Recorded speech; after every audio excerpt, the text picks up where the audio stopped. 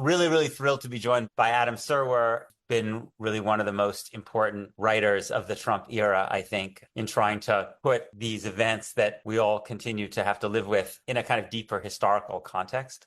So, Adam, there's so much I want to ask you, but I guess I want to start by asking you how your reaction personally has been to Trump's victory this time compared to how you felt when he won in 2016. I think that I was expecting at this time Trump's over performances of the polls when he's on the ballot have been pretty consistent. When he's not there, Republicans do not overperform when he is there. So I was sort of expecting this outcome. Mhm. I think we're in a pretty unusual place as far as American history is concerned. I think this is a person who's sort of outwardly ran on running an authoritarian government that, I think a lot of his voters do not believe that those are his intentions. There's a kind of cognitive dissonance is part of human nature, but I think in this case it's particularly striking because there's just a lot of people, I think, who, because the worst didn't happen the first time around, and that's largely the case because of his opposition, then it won't happen this time around. So that's not something that they needed to worry about. I also think, obviously, globally, incumbent governments did really poorly because of the post-COVID inflation trend, even though the United States did better than virtually every other industrialized country.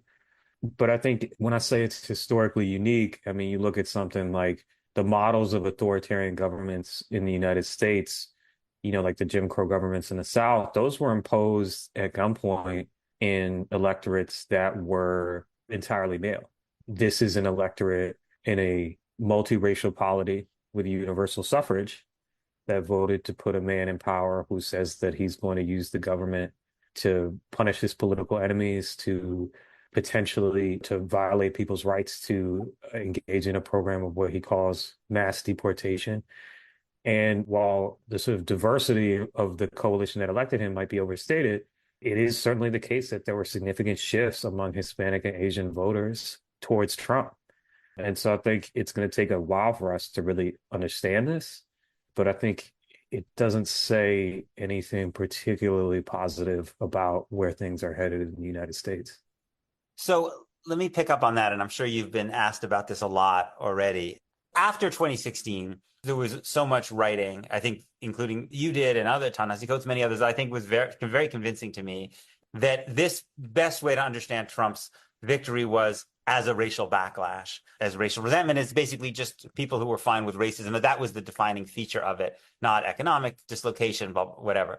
I feel like because there is a bit more diversity in his electoral base now, I wonder how you make sense of this, and particularly if you can make sense of the fact that there were these gains among, as you say, Hispanic and Asian voters. And there was a lot of talk about gains among Black voters, but that seems to have been less in evidence, actually. Again, I mean, the exit polls are discordant, but how are you thinking through this question at this point? Well, I think, something that I've written about is that I think that there is a widespread delusion about the extent of the extremism in Trump's inner circle.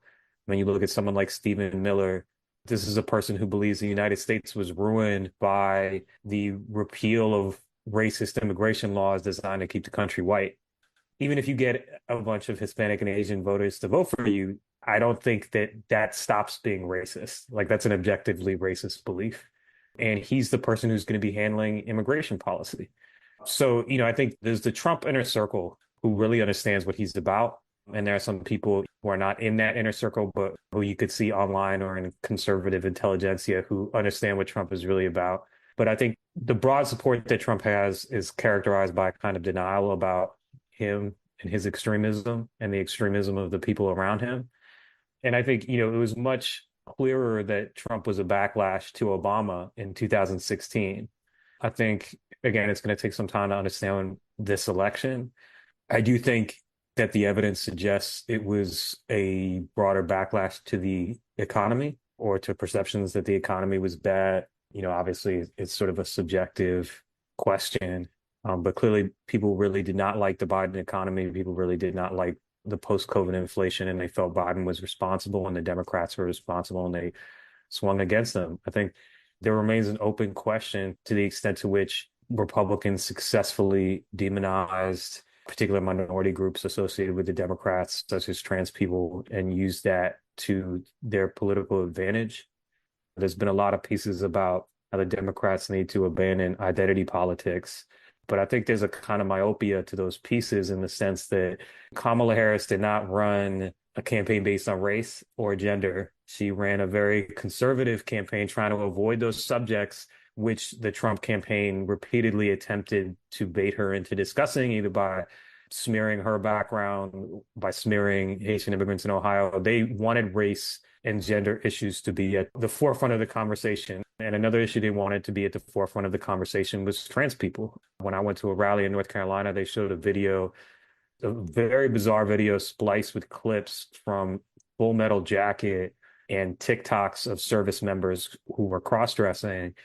And the implication would be like, you know, the military wasn't woke when Trump was in charge.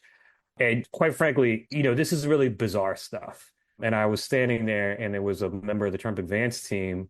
And this is one of those moments where I was sort of personally offended because my wife is in the military and she has spent the last 20 years or so helping service members who have been harmed in one context or another. And, to see her work reduced to this caricature personally bothered me, this bigoted caricature.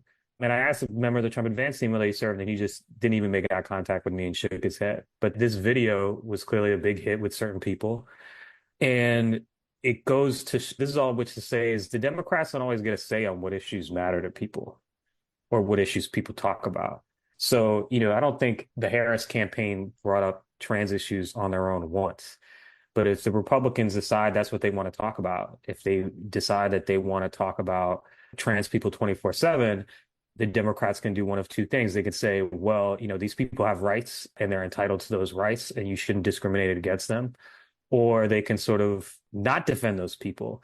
And personally, some of these pieces about how the Democrats need to abandon identity politics, I think they need to clearly answer that question of what they would prefer. Do you just want Democrats to say, this group is unpopular, so we shouldn't defend their rights because that's politically inconvenient for us? I'm not sure politically in the long run that's actually a strong choice, even if morally I think it's obviously not. But the point is that it's not necessarily up to one party what issues become important in an election. So if that issue became important, it wasn't because the Democrats were running on identity politics. It was because the Republicans were running on identity politics. And in a country where they get the overwhelming share of the vote from the demographic majority, they have an ability to do that is superior to the opposition. Yeah, I want to push on that a little bit because it seems to me you're making a really important point. Is the people who want the Democratic Party to move away from identity politics don't want to actually talk about what that actually means morally, right? Because that would be very uncomfortable for them to discuss, right? They want to describe it in very vague terms, right?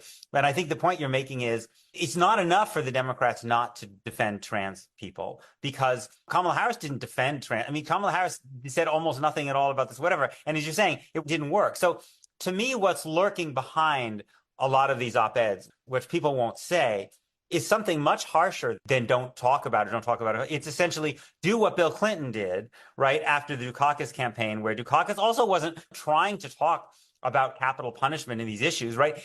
But so Bill Clinton took the lesson, I'm going to proactively go out there and show people that I support killing Black people who are on death row, right? And I'm going to purposely basically put my eye in the face of a Black celebrity in a very public way.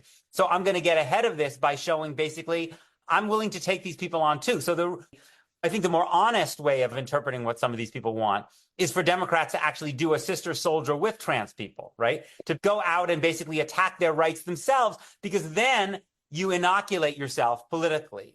And I think this is morally, obviously, like horrific. But the argument is that that would be effective because then some of these voters would get the message, well, the Democrats aren't for trans people. So I think you're in the right direction. I think there's a problem with the analogy of Black voters because the politics at the time, which I remember very well, was that. This has been a free preview of my weekly conversation. If you'd like to hear the rest and support my work, please consider subscribing at peterbeinart.substack.com.